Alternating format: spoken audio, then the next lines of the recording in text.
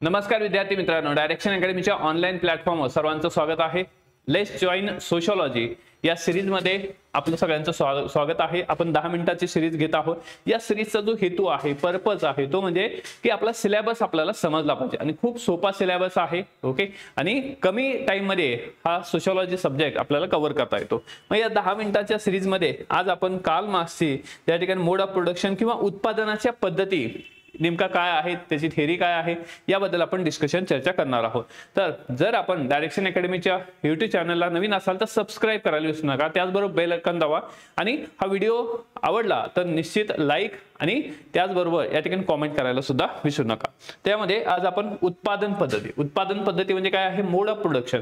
ही उत्पादनाची जी पद्धत आहे, म्हणजे कुठलंही उत्पादन असू द्या, कुठलीही वस्तू असू द्या, त्यामध्ये उत्पादन पद्धती। मग उत्पादन पद्धतीमध्ये वस्तू तयार करत असताना समजा पेन तयार करायचा आहे, तर आपल्याला या ठिकाणी पेन तयार करायचा असेल तर यामध्ये एक तर जमीन लागणार आहे, त्याचबरोबर भूमी लागणार आहे, श्रमिक लागणार आहे, संयोजक लागणार आहे, उद्योजक लागणार आहे, त्याचबरोबर या ठिकाणी भांडवल सुद्धा लागणार आहे।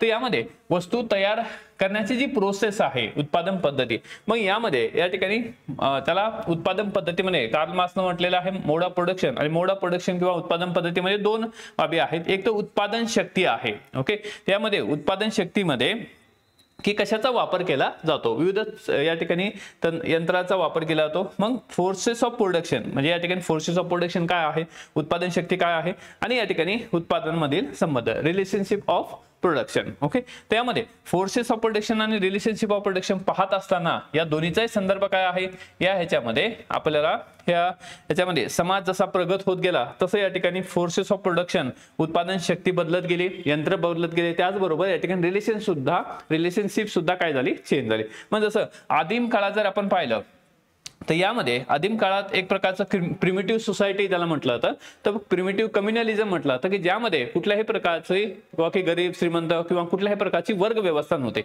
म्हणजे हा जो आहे आदिम काळ जो आहे हा वर्गविरहित समाज होता, कारण नेमकंच या ठिकाणी मानवाची उत्पत्ती झाली होती। मानव थोडा या ठिकाणी किंवा की त्या इव्होल्युशनच्या स्टेजमध्ये होता, त्यामुळे या ह्याच्यामध्ये माणसाला जेवढं लागत होतं तेवढंच तो या ठिकाणी प्रोड्यूस करत होता। आणि इथे एक प्रकारची काय आहे की साम्यवाद आपल्याला दिसतो। ठीक आहे, मग यामध्ये खऱ्या अर्थाने दास्य युगापासून काय झालेली आहे किंवा की मनुष्यामध्ये भेद करायला सुरुवात झालेली, म्हणजे त्या ठिकाणी वर्ग पडायला सुरुवात झाली।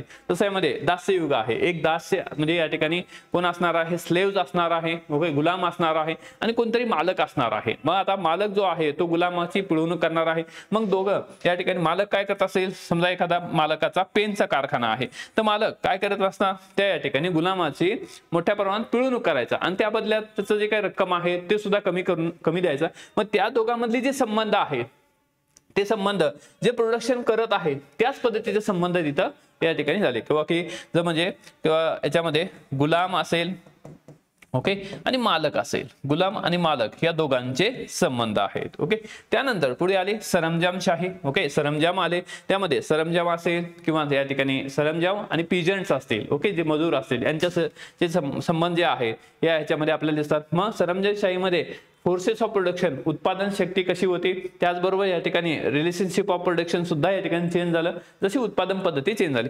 त्यानंतर आलं भांडवलशाही युग। आता यामध्ये जसं सरंजामशाहीमध्ये काय आहे की यामध्ये जी जमिनीची मालकी आहे ते सरंजामची असायची। ओके, त्या ठिकाणी ओके त्याला आपण ह्याच्यामध्ये की जमिनीचे जे मालक आहे ते या ठिकाणी सरंजाम असायचे आणि काम करणारे जे जमिनीवर मजूर असतील ते या ठिकाणी किंवा की काम करायचे, परंतु त्यांना योग्य मोबदला मिळायचा नाही। तर तशा पद्धतीचं या ठिकाणी इथं रिलेशनशिप असायचे। त्यानंतर भांडवलशाही युग आलं, भांडवलशाही, त्यामध्ये आला भांडवलदार आणि कामगार। यामध्ये भांडवलदार ती वस्तू तयार करणार, ओके, त्यामध्ये वस्तू समजा एक्झाम्पल पेनच आहे, पेन तयार करण्याचं काम कोण करणार आहे, कामगार करणार, परंतु त्याचा मोबदला किंवा या ठिकाणी नफा जो आहे तो कोण उचलणार, यामध्ये भांडवलदार घेणार।